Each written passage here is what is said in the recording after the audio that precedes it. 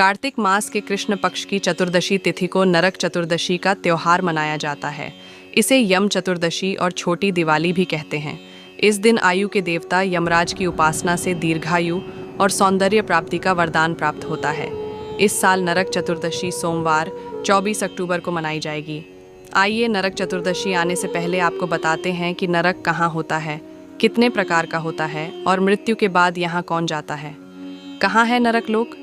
गरुड़ पुराण के अनुसार स्वर्ग धरती के ऊपर है तो नरक धरती के नीचे यानी पाताल भूमि में है। इसे अधोलोक भी कहते हैं। महाभारत में जब राजा परीक्षित ने शुकदेव जी से पूछा था कि नरक लोक कहाँ है, तब उन्होंने कहा था कि नरक त्रिलोक के भीतर ही है।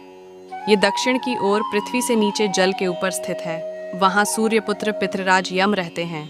यमदेव यहीं अपने दूतों द्वारा लाए गए मृतकों को उनके दुष्कर्मों की सजा देते हैं। कितने प्रकार के होते हैं नरक? वैसे तो नरक की कुल संख्या 55 करोड़ से भी ज्यादा बताई गई है, लेकिन इनमें 21 सर्व प्रमुख हैं।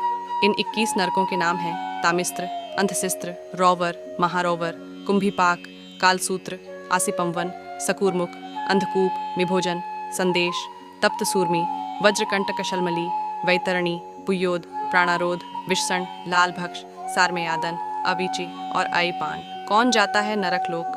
गरुड़ पुराण के अनुसार देवी देवता और पितरों का अपमान करने वालों को नरक लोक भोगा पड़ता है।